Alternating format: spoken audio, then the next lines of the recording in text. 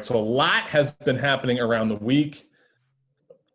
We obviously have to start in Tennessee, where the team has been infected by COVID. I mean, they've had 8 staffers, actually 9 now. We had 5 coaching staff or personnel people test positive for it. 3 players, the most Daquan Jones, probably the most recognizable starting defensive tackle. We also have a long snapper and then a practice squad tight end. We're taping this on Wednesday morning, and we just had a 4th player test positive. They have a game upcoming against the Steelers that it was originally scheduled for Sunday at 1 o'clock. The game has been, and this is like breaking as we're taping this, has been postponed. It'll happen either Monday or Tuesday, depending on COVID tests in the next couple days. So, guys, I mean, what are you thinking about this? This is obviously a very fluid situation. More players could test positive this afternoon, tomorrow, in the coming days. Willie, let's start with you. I mean, as a guy who played, if you were on the Steelers right now and you were going to play the Titans with, a number of people having tested positive, would you be comfortable doing that? Are you going to sit out? What's your thinking from the opposition? Yeah, obviously there's concern because, we're not talking about a bunch of guys who are going to be hands off on during this game, right? You're talking about the Steelers and Titans. Both teams pride themselves on being physical outfits. You talk about both teams are going to come into this game willing to kind of impose their will on the other person. Both run dominant teams.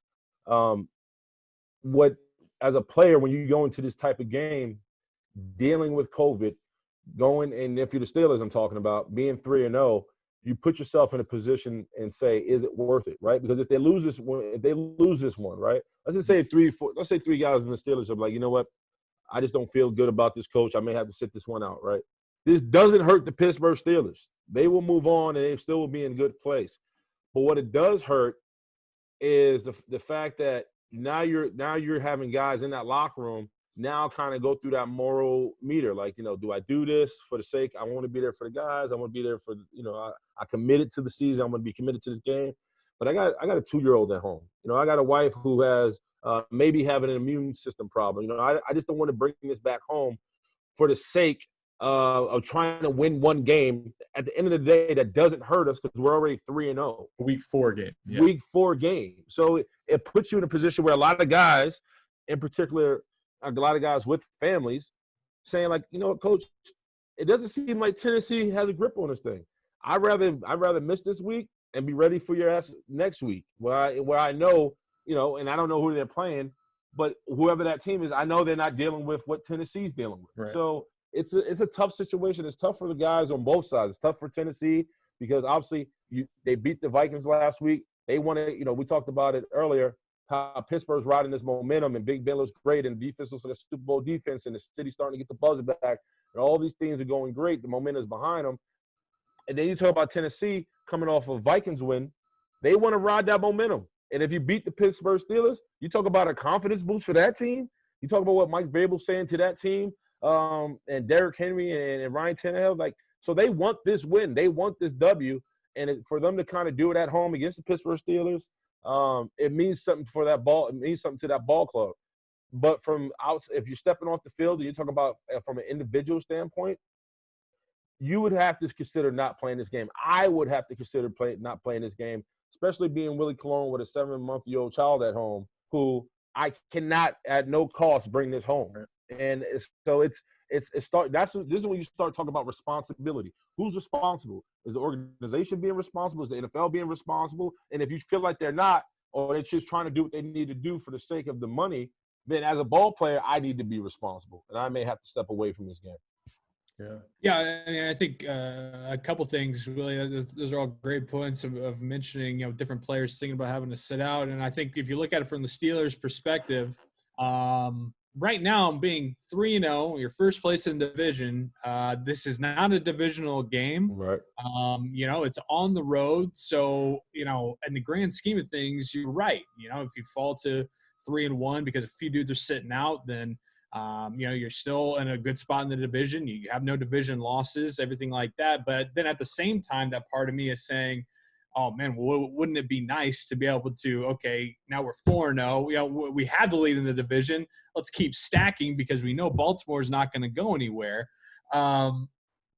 At the same time, though, guys, I'm just glad that it's not going to end up being a bye week. I would much rather this game be played, whether it's a few guys down on either side, and get it out of the way on Monday or even Tuesday. Hopefully not Tuesday, because that would be a really short week. I don't know how they would go about that, because then the Steelers have to play the Eagles the next week at home in Pittsburgh. So I'm crossing my fingers that since they're not going to make it a bye completely and move that bye to week 4, that we can get it in on Monday night. Yes, it's a short week, but it's not too out of the ordinary of a short week. We've already seen them do it week 1 after beating the Giants.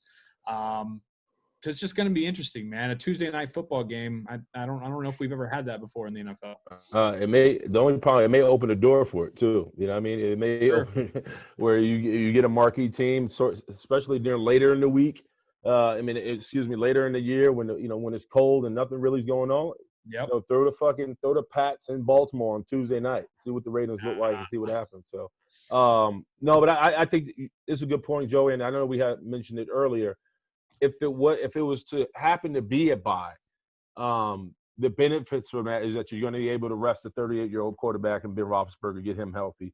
You're able to get other guys healthy and rested up. You're able to put, you're talking about a team who's feeling great about themselves. You're able to kind of take a deep breath and say, all right, we don't no longer have to hold our breath. Let's breathe a little bit. Let's see how we've done this or assess the first 3 games and kind of make some changes and adjustments as necessary. But also, you got a team right now that feels fresh and still battle hungry. So there are benefits if it was to be a bye, but obviously that's not the case. Looks like Monday or Tuesday is going to be a go for both teams. I just pray to God that nobody continues to be affected by this, because the Steelers come out of this with 3 or 4 guys affected when they're already 3-0 and they may go 4-0. That's a hard pill for the organization to swallow, because they know what's ahead of them. This isn't a situation where they don't know.